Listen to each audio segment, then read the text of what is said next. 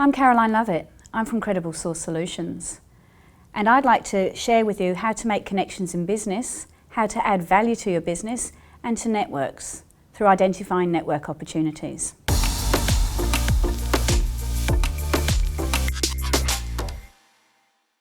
I want to help you gain more confidence in selecting relevant network groups for you and your business, and connect you with mutually beneficial contacts and grow your business through the awareness following network etiquette, which is important.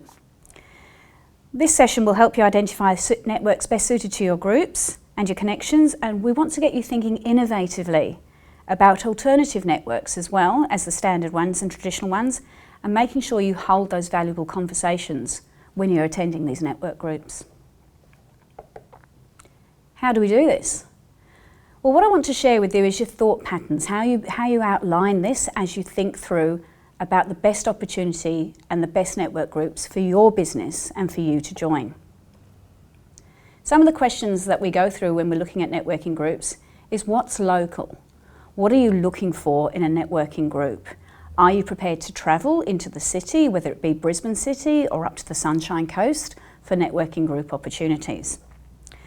Look at areas of networking which might be large networking groups that are successful in their field throughout different communities. For example, the BNI, the Business Networking International Group, a highly successful group, to small groups like Brendale Business Connect, and a list of groups that are available for you on the Moreton Bay website that I'll be able to share with you. When you've looked at what's local and how far you're prepared to travel, the next opportunity is looking at network groups. Do you have a budget? What's your budget? Because some network groups have a cost attached to them to join, with a return on your investment through some of the requirements to stick with the group, which help you then to build business, grow business, and then earn income. But have a look and make sure when you're looking at these business network groups, what would you like to spend? So for example, the smaller groups, like there's a Now Business Network Community Group on the north side of Brisbane, that's $50 to join. Other groups can be up to over $1,000 to $1,700 to join. So make sure you do your research first and look at what you're looking for as an outcome from joining a network group. But don't get caught up in the business network group activity. Look at local groups. Chambers of Commerce have some great businesses working there, and they do some great community work as well. Have a look at your local Rotary, Apex, Lions, anything like that type of activity, because sometimes you find your best suited network group in a place you didn't expect it. So the second part is to make sure you look at your budget. The third part, once you've looked at where you want to travel to, how much you want to spend to join, you've got to factor in your time commitment. It's not something, especially during the periods of Zoom where everybody's been meeting on Zoom, it's been great. Everybody's been in their pyjamas and they've been sitting there having their Zoom meeting. So they get up out of bed 5 minutes before, grab their coffee and have a Zoom. But when it comes back to meeting face to face, which is really important to grow a great network base, how much time each week or each month can you spend in a networking group? Some groups have requirements where you must attend every week in their weekly meetings, and if you can't turn up, you must have a substitute. And you've got a certain amount of time where if you're ill or away, there's an allowance, but after that, 3 strikes and you're out. So be careful when you research your network groups, what's going to work for you and what's your time commitment to give to this group. Because once you step in, you've got to make time to make it work. Now, if you're like me, when I went out in business on my own, I got so excited that there were all these wonderful people in network groups. I was joining and attending all of them. By the end of the first month, I was so exhausted. I was calling people by the wrong names and I was turning up at the wrong meetings at the wrong time. I overcommitted. And that was my learning, is to actually research the network groups that work for you. Join or visit the ones that you think will meet the needs of your business, and then throw in a few little curveballs for yourself and attend ones that you think, I'm sure there's nothing in it for me in this one, because that's when you often get pleasantly surprised. But at the end of the day, when you're looking to join network groups, don't overcommit. Join perhaps 1 or 2 groups and then grow from that to see if you're going to get business benefit from them. The other thing as well is don't throw in the $50 up to $1,700 membership straight away as if this is it, this is going to help your business. Do what I like to call a toe dip. See if it's for you. And a great way to toe dip, which I've been quite lucky, and it's something for you to factor in as well, is some network groups will let you attend for 2 visits and then they'll encourage you to join. Other network groups, for example, the larger groups where they have those clear guidelines that you must attend each week or you must have a substitute, strike up some connections with some of those businesses at other meetings, other network groups. If they start talking to you about these network groups, ask them, do they ever need a substitute? Because the one thing about these large groups is for people to come in and substitute from another business so they can see what it's like and potentially be a candidate to subscribe to the network group.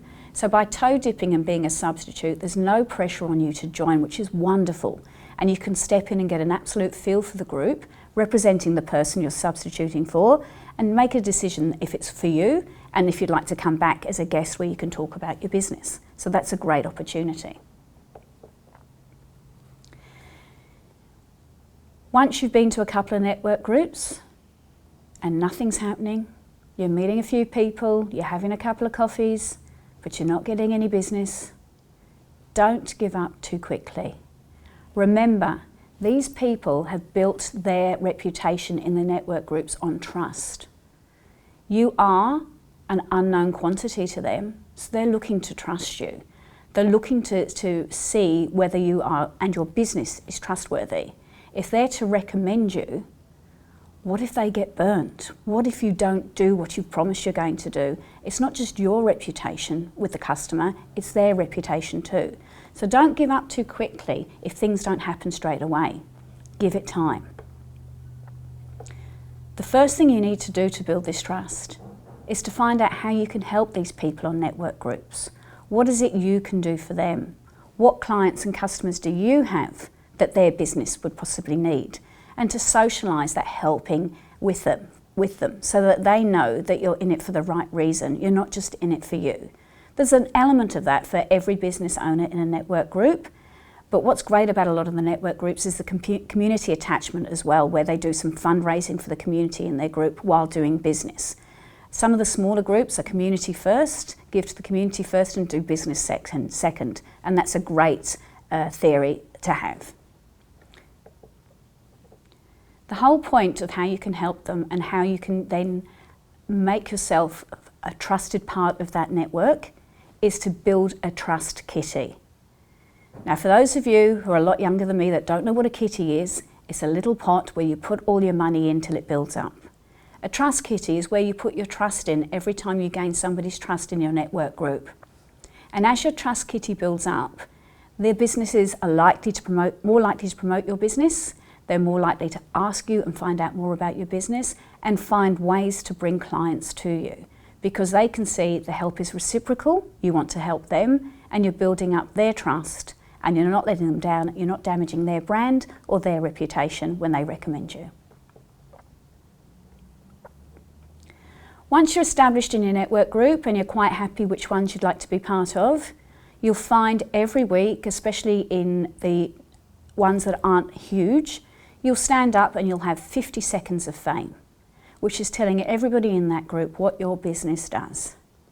Now, I don't know about you, but if you're going every week and it's the same businesses every week and the same spiel comes out every week, you're likely to shut off, check your phone, repeat it to yourself, not listen so that that person is heard.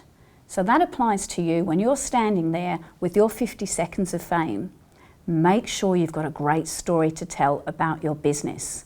For example, you've just won a Moreton Bay Award for an exceptional product that you've brought into the community, an environmental initiative, you've just achieved a gold star, or you're now an Australian-made recognised product. Anything like that that will make your people in your network group sit up and listen, because it's a different story they've got to hear today. It's not just about your product and what you do, you've got some new stuff to share with them. And that story is a story that'll stick with them when they're talking to their clients about your business. And to connect to that, the next point is to make sure you do share those successes. Tall poppy syndrome is such a huge thing, and it does frustrate me because some people are doing amazing things and they don't want to talk about it because they're frightened that somebody wants to knock them down. If you don't share your successes with the people in your network group, you're just another beige business to them. Let them know what you're doing well. Let them know what you're celebrating. Let them know what's going on exceptionally in your team and your great team members as well. Don't let them pinch your team members though. Make sure you look after your team along the way. But share your successes in your network group so they gain that sense of pride that you have for your business. Your network group have that same sense of pride for your business that you have. And then finally, when you're working in your network groups, create linkage to their business. Make sure that you, whatever you do, and with whoever you're networking with in your network group, you can create what their business does and link it to what your business does. So you actually have one story to tell, and that will grow your network awareness, that will grow your network business, and it'll strengthen the trust and the partnership that you should have with a network group. I'm Caroline Lovett, I'm from Credible Source Solutions. My website is crediblesource.com.au. If you have any questions, I'd be happy to answer them.